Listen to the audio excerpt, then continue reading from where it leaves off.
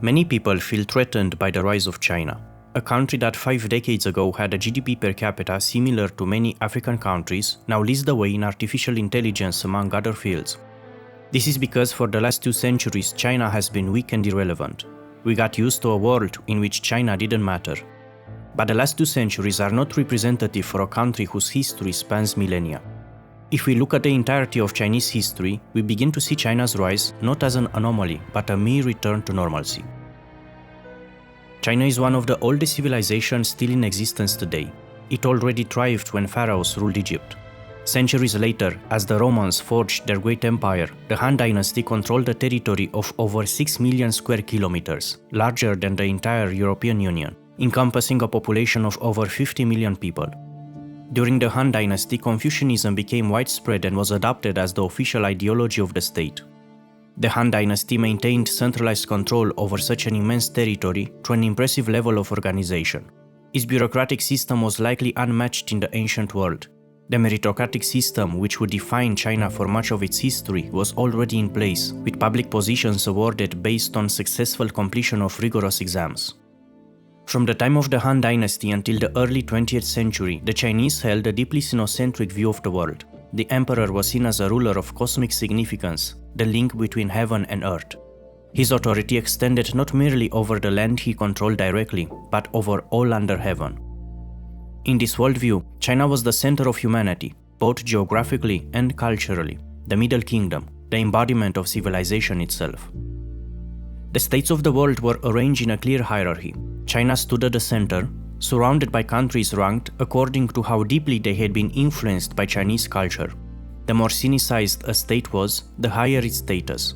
However, no matter how much a foreign country adopted Chinese culture, it could never be considered China's equal. Other monarchs and states might become tributaries or allies, but never equals. Traditionally, China relied only occasionally on its military power to gain dominance. It preferred to dominate others psychologically through the brilliance of its culture and achievements.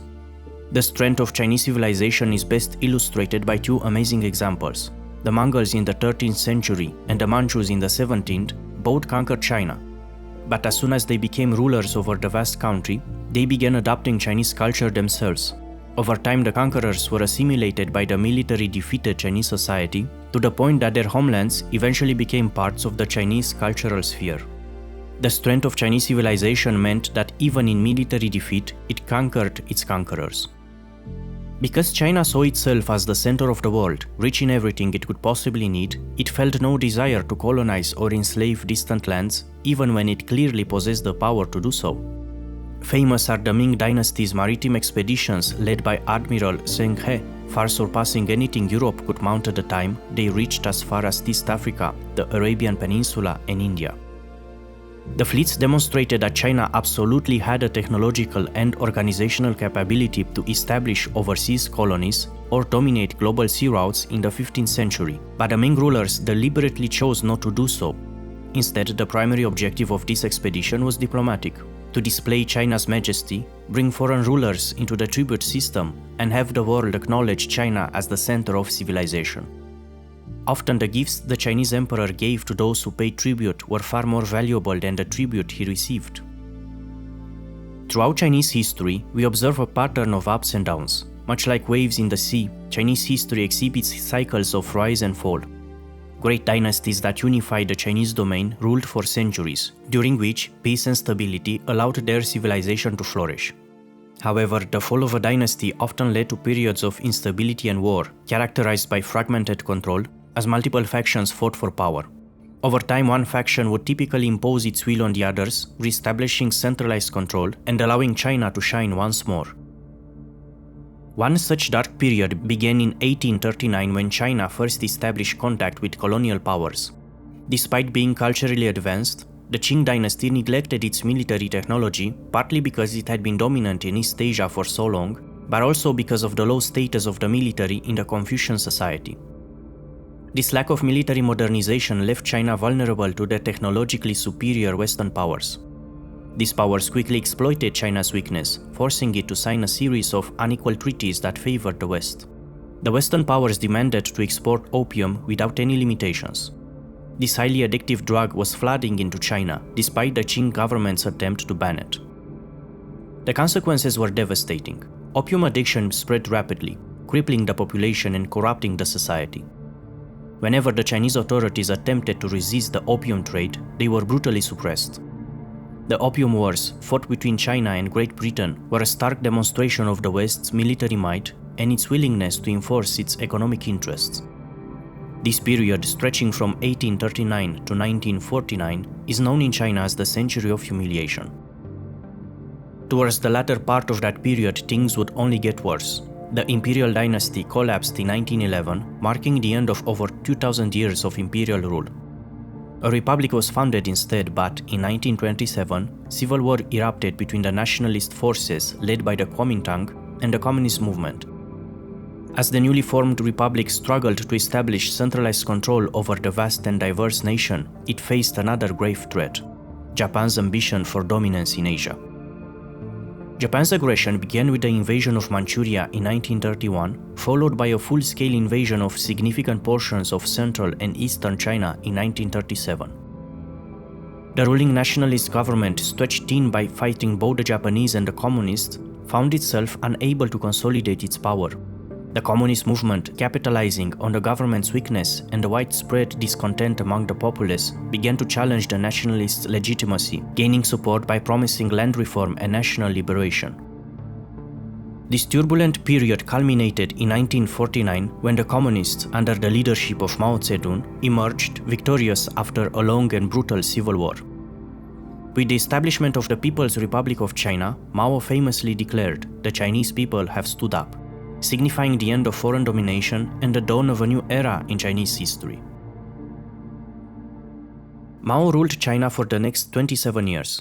While his military leadership and guerrilla tactics before 1949 were impressive, successfully unifying the mainland and ending the century of humiliation, his record as a ruler is far more complex.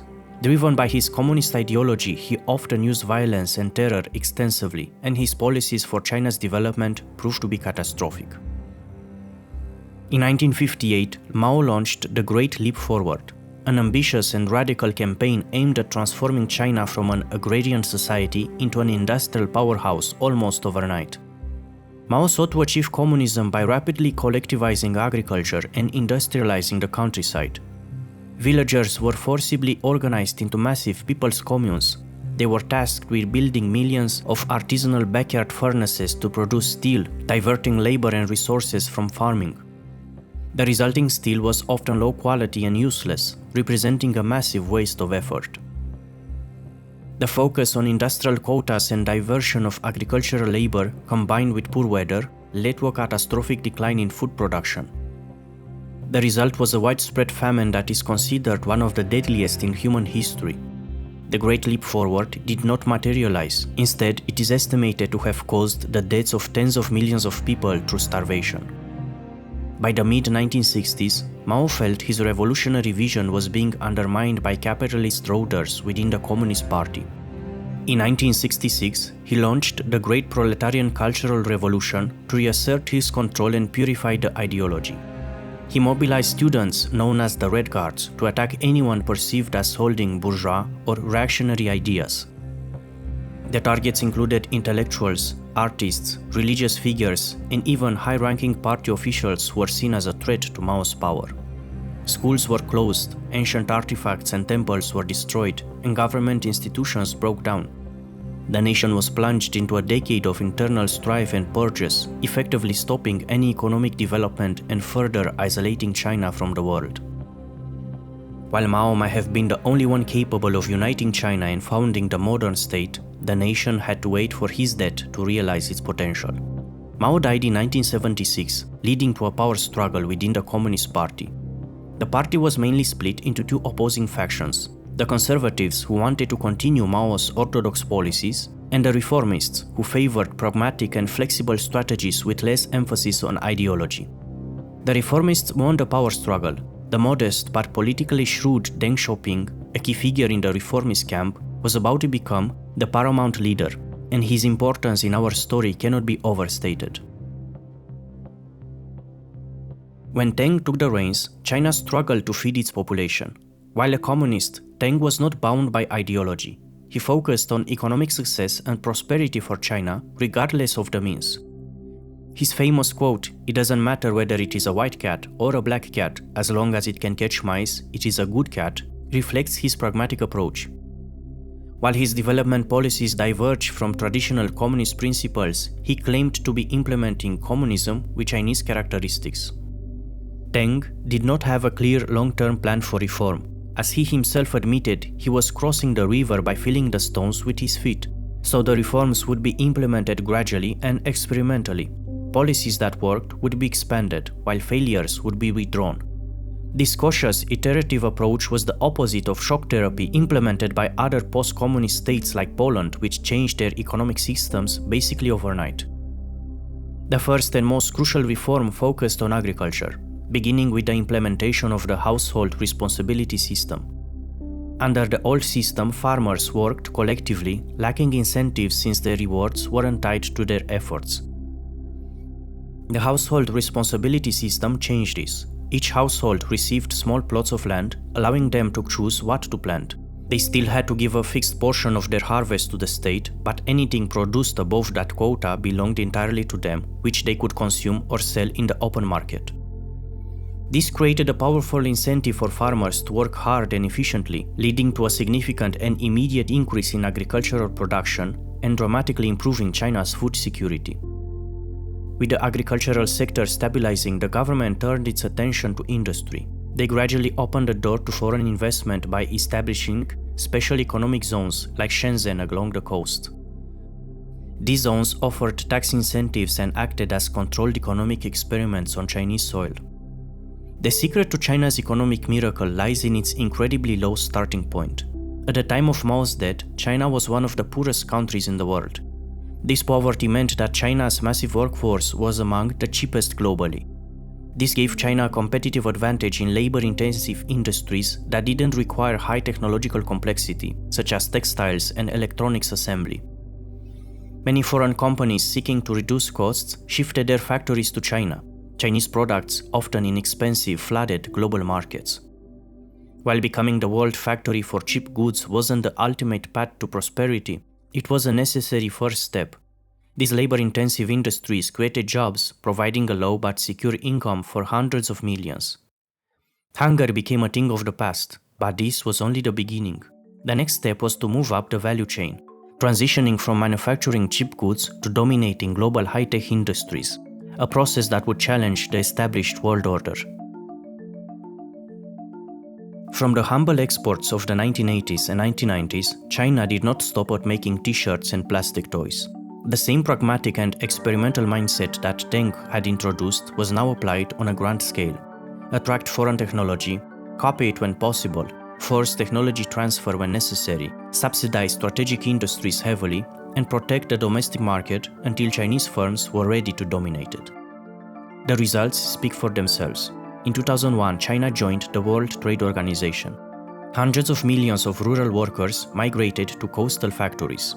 Between 2000 and 2025, China's share of global manufacturing rose from about 7% to nearly 30%, more than the next 9 largest manufacturers combined.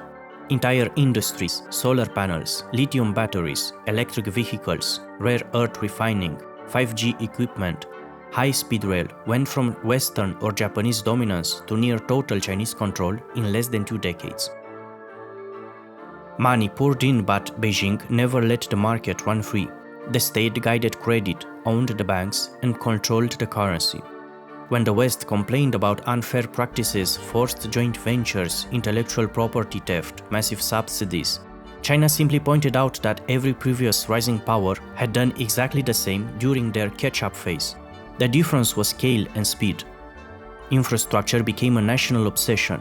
China built 40,000 kilometers of high-speed rail, the world's largest network by far, along with new airports, subways, ports, and entire cities. By 2025, China's GDP, measured in purchasing power parity, has already surpassed the United States for several years. In nominal dollars, the gap is narrower and may close in the 2030s. More importantly, China leads in most of the technologies that will matter for the rest of the century. Artificial intelligence patents, 5G base stations, renewable energy installation and quantum communication. The shift from being a low-cost manufacturer to a high-tech rival fundamentally changed China's relationship with the rest of the world. The emergence of an equal competitor whose economy is the size of the US sparked deep concerns in Washington. China has a different social and economic system than the US, and as it becomes successful, many countries that are developing become interested in the Chinese model. The comfortable post-Cold War era of unquestioned American dominance is over. The Middle Kingdom has stood up again. Thank you for watching. If you enjoyed my video, please give it a like and subscribe to my channel. I'll see you in the next video.